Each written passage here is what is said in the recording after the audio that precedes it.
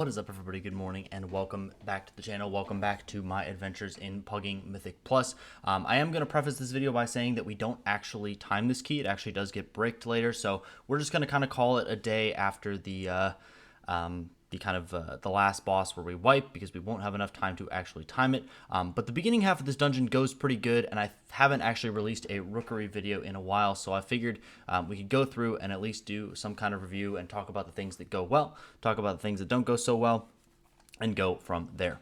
So I don't think we do a parasol skip in this, because I ask the group if they want to do one, and they just say to do a regular route. So I'm like, okay, we're not doing a parasol skip. We'll do that in another video in case you don't know what that is, but you can also just look that up and see how it's done. Our healer DC's here, but it doesn't really matter necessarily because we just take out the first pull pretty quickly, have a ton of damage. I like to not do the left mob on the first pull, but I have been doing that on a couple other practice keys, a little bit lower keys like 10s and 12s. Just to see kind of what the damage output is like. As a tank, don't really struggle with it, but I like to just do those first two pulls, pop lust, easy clap. So we'll go into this first room, and the pat is usually in a good spot here if you kill the other pull reasonably quickly. So we can just get this pull. Very, very easy. And this room is something that you want to just kind of keep in mind what you're pulling. So as you can see in this pull, we actually only have one of these cursed thunderers. So there's only going to be one mob that is spam casting lightning bolts on the group here, and that's important because these energized barrages take people pretty hard, and it's just kind of a bad thing to happen. You just want to make sure that you are pulling an appropriate amount of these thunderers with every single pull. I know a lot of people like to not lust the first pull of this dungeon, and they like to just go over to the left-hand side here and pull the pat with those 3 thunderers on the left-hand side there. That pull is illegal. If you're on a high key, unless you are a very coordinated group, especially if you're doing this kind of stuff with pugs, definitely don't do that. So I know this Void Rider is going to do some heavy AoE in just a second here. So I want to make sure that we get this thing dead before I chain pull into the rest of it, making sure that localized storm is not going to go off, because we are going to pick up 2 more thunderers in this pull. We'll have 2 more kicks and 2 more instances of random damage that are going to go out. So we want to make sure that people are going to be able to stay at pretty high health and avoid all the damage, or just have maybe 1 lightning bolt or even 2 lightning bolts going out at the same time, as opposed to needing to worry about all of that AoE. So as you can see, this pull, everyone's able to stay pretty safe. Healer has plenty of time to top people off. We're just kicking these lightning bolts wherever we can. No kick rotation or anything like that. We're just using all the stops that we can. I'm going to be able to stay pretty safe here. These mobs are never really going to do a whole lot of damage to me, and this pull just goes down very, very easily. So the second pull on the right-hand side here, without the pat, very, very easy. Again, we haven't been pulling more than like 2 thunderers at a time, so we have plenty of ways to kick. So once you wrap around the back side of this room and you try and get the pat with this pull, and the reason you do that is because there is just these 2 rook tenders and only 1 thunderer. So you have that guaranteed damage from the Void Rider, that pulsing AoE electricity, that sort of thing, and then you just have these 2 kicks to deal with, which makes it much, much easier. Actually, it's only 1 thunderer, and then you can just kick these rook tenders when they use energized, but it's like energized barrage or something like that. Not the energized barrage, lightning surge. There you go. So yeah, makes this pull much, much easier. As you can see, again, everyone's health is going to stay pretty high. We don't have a kick rotation. We could probably be preventing even more damage from this pull. So we're just going to chain this Void Rider into some more mobs. The first Thunderer is already dead, so we just have to worry about kicking this Rook Tender. I'll let that localized storm go off and make sure that we can get rid of this Void Rider before we actually pull the next pack. I just want to make sure that this key is as safe as possible. Want to make sure that there's hardly any ways for people to die unless they just get triple kicked or triple bricked by the lightning bolts from these thunderers. And so this is where we have no thunderers or any other kicks from the rest of the pull. So now all we need to do is kick these lightning bolts, focus all of our attention on disrupting those. We let a couple of them go out because we're just kind of lacking stops. We get a nice knock up. That's a triple knock up. I'm going to Typhoon. We're going to cap. That one doesn't actually get moved, so I'm glad we get the Ring of Peace on him. Random kicks, but again, everyone's going to be staying at pretty high HP this entire time. So if you have been doing this room a little bit differently, or you're going to the left, or you're pulling certain things where there's like 6 thunders in a pack or somehow, or 5 thunders in a pack, make sure that you are switching up your route to make sure that people are able to stay safe. I'm probably going to skip forward on this boss a little bit. I don't know why our spread wasn't great. I was just trying to run towards the wall there, and I feel like I got chased down a little bit when that death happened. I don't know. That was just kind of weird, but we lose them, able to get them back up. No big deal. If you haven't seen this boss before somehow in this season, you can always stand on the sides of the room, like the flat sides of a square. All these little corner pieces where we're standing right now, those are going to be the unsafe bits off the rip. So if you want to tank the boss in a place where people don't have to move initially, that's always a place to be. So, but doesn't really matter where you tank him. I just kind of tank him wherever he ends up. It's not that much movement. His hitbox is crazy when he goes to the middle, so don't worry about being out of range. So now I'm trying to, we're over adjusting here, running into Narnia here to make sure that we don't slap each other with the thunder things, and we're just going to rinse and repeat. So I'm going to skip ahead from this boss, and we're going to move right along in this key. This boss kind of just takes forever, and we lose 2 people at the end to some lightning here. So it's off to an okay start, but we obviously could have saved a good amount of time here just by obviously not dying. So we'll take out the boss here, and we don't want to release because the spawn point actually does just change. So that was a good comm on the hunter's part. And so we're just going to float on down here, use this to get to the ground a little bit quicker, and then as soon as we see that thing in the bottom left hand corner saying that the instance updated the respawn location, that's how you know that you are at the new respawn, and you can do that just fine. So this hallway, we're not going to do any crazy skips or anything like that either. I know people have been meld skipping this last pack in the hallway, and you would want to do something a little bit differently if you are going to do like a parasol skip or something like that. You need some extra count up here, but yeah, we're just going to do a very, very classic route, nothing too crazy. We're going to AoE the mobs and make sure that we get kicks on these oracles, and the fork, or no, what is it? Not the forked lightning. I don't know what it's called. The arcing void, I think. That can be line of sighted as well. So if you are ranged and it goes on you, you can use these little pillars as little line of sight pieces. So that kind of helps out. We're just going to take out this pack and move right along. This Void Diffuser should be the cleave target as well, so you should be single targeting him if possible, or even killing the oracles first and then cleaving off the Void Diffuser. They're super annoying. These crushers don't really do a whole lot, but you can use any stops on them. Ursul's is very, very helpful here because they will jump out into Narnia. So if you're ranged too, it's probably a good idea to not be super far away. As you can see, the hunter is by this pillar over here, so he's going to be able to line of sight the arcing void if it goes on him, and then he also will not have the, so I think he dips behind cover here. There we go, line of sights, it doesn't take any damage, and then the void crushers will jump around. As a tank, I've also found to stand in that little the suction thing that these Void Diffusers do, just for a couple seconds, and then running out is really nice. The mobs move a little bit less. It messes with your camera a little bit less. So I'm kind of messing around with that in this pull as well. Unfortunately, this is where the run starts to go a little bit sour. I wish that I was pulling this with Incarn, but we'll get the 2 Void Diffusers and the pack in the middle, making sure that we're getting kicks on that the 2 oracles if possible. And we need to blow absolutely everything on this pull. If you're going to do this pull, pop absolutely everything. So I don't think that I just think we kind of forget about stops a little bit here. I obviously had my kick come up, so I could have kicked something else, but you need to just be preliminary popping defensives, making sure that you live. There should be enough damage where if you live at least a little bit, the rest of the pull becomes much, much easier.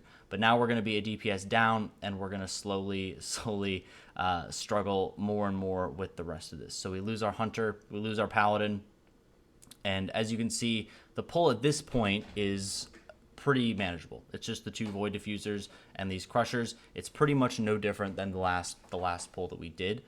So if we had a lot more damage and people were a little bit more liberal with their cooldowns maybe, or we just have cooldowns, or, if you're in a coordinated group, this pull should go down much, much easier. Obviously in pugs, it's not going to be that way necessarily. But I did share the route at the beginning of this this video with the party, so they do know that this is coming up. They knew that cooldowns would be required, and all that sort of thing. So we'll go into the second boss here. Again, not a perfect run. Not going to promise you guys perfect runs, especially because we don't actually time this key. So I will have to get redemption on this key at some point. But you know, it's going okay. I think it's still a good way to showcase what is going on. So we'll get Crush Reality going on, and we'll just take some damage from that. And I'm trying to stack on this monk so that I can get stacks of the dot. I like to pass this around. Unfortunately, I kind of run in the wrong way. Luckily, the shaman gets over to me and takes the dot from me. You just want to pass that to the tank probably as many times as you can. Tanks can take multiple stacks of this. Should be pretty easy, especially as a bear tank. Having frenzied regen and incarn and all that sort of stuff, you should be able to eat these up pretty easily. So everyone's in a hurry to soak this off of me. The monk wants to do it. The paladin wants to do it. I don't know what is going on. And then I try and stack on the monk to take it back, take a second stack, because I have incarn going. I have infinite charges of frenzied regen, so I feel pretty confident that I can live that. And then we'll pass the dot over to the paladin, and that will be it. So I think that's really the pass order that you want it to be. Have it go on the tank, go on someone else, go on the tank, then go on someone else. So that is how we want to do that. I'm going to skip ahead from this boss a little bit just because it's kind of the same rinse and repeat. Dot goes on the shaman. I'll stack on the shaman, make sure that I can take that dot because it is the closest person to them. And then the paladin will stack on me. He's the closest person to me. He will take the dot. And then I could take it again, but the monk wants to take it instead. So, yeah, very, very easy boss.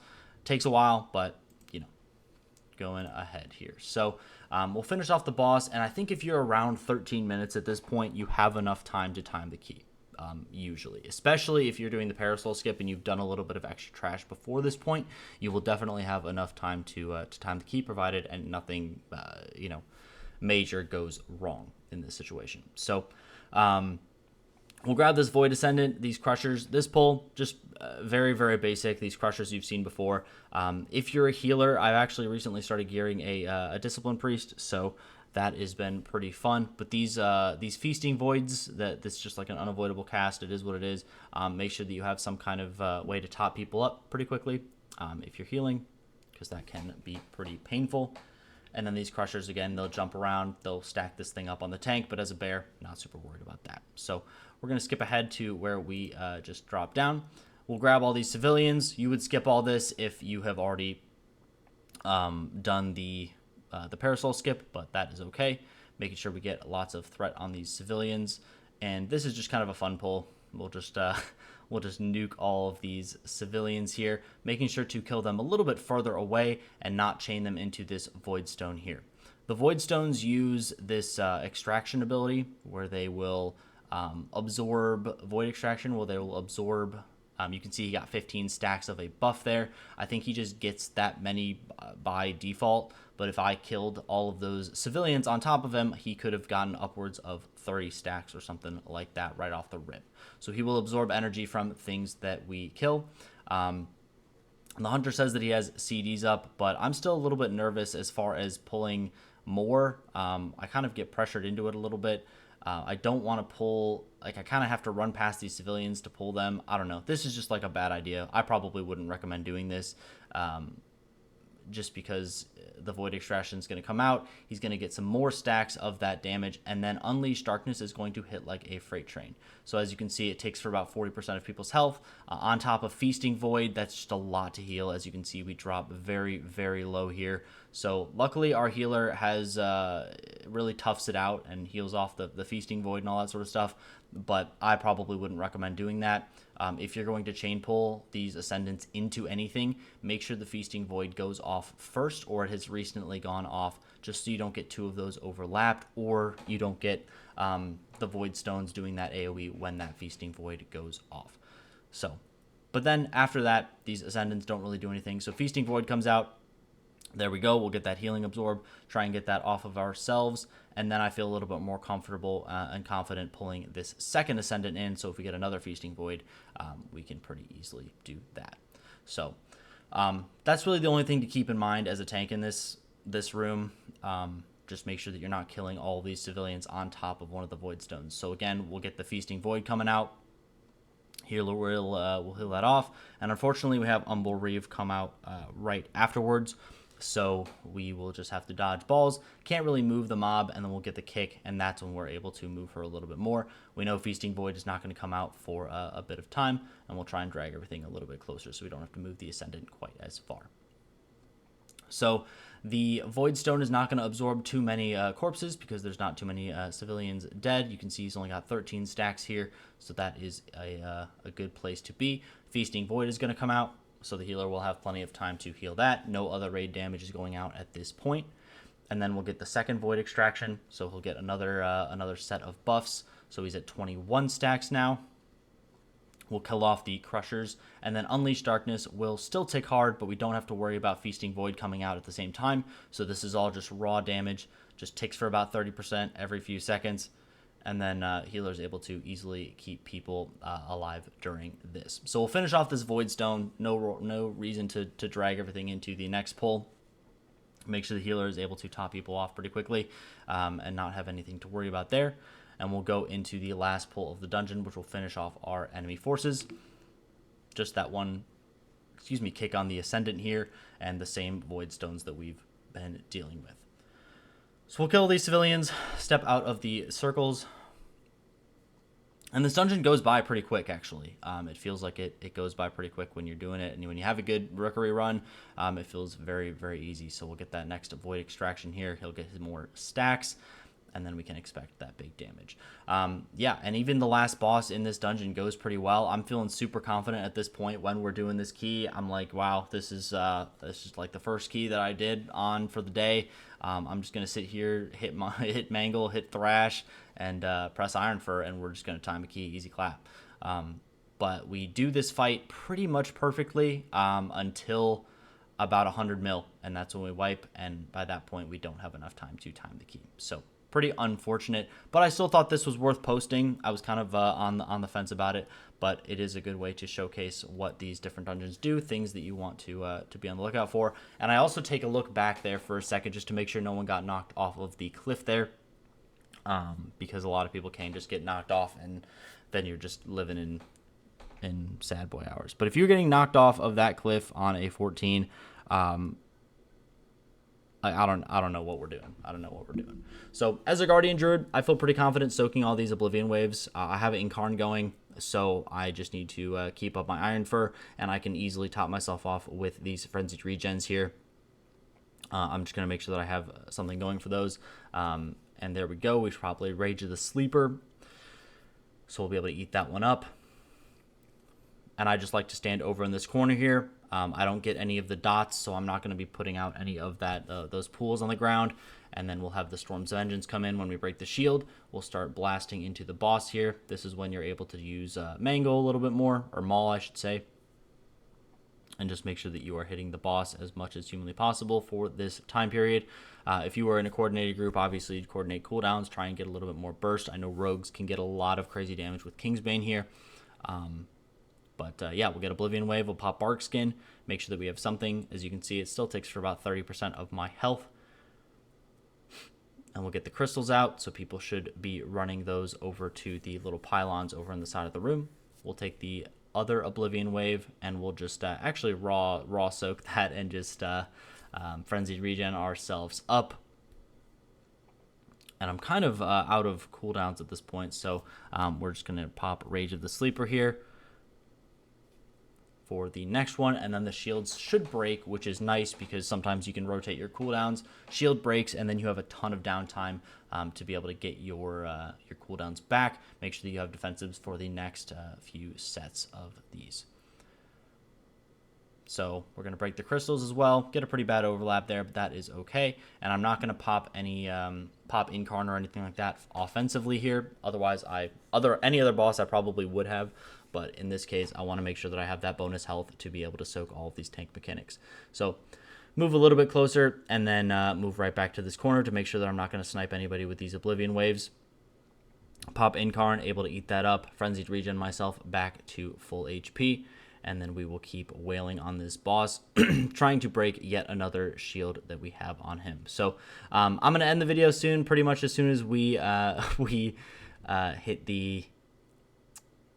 hit the the end point here when we actually wipe.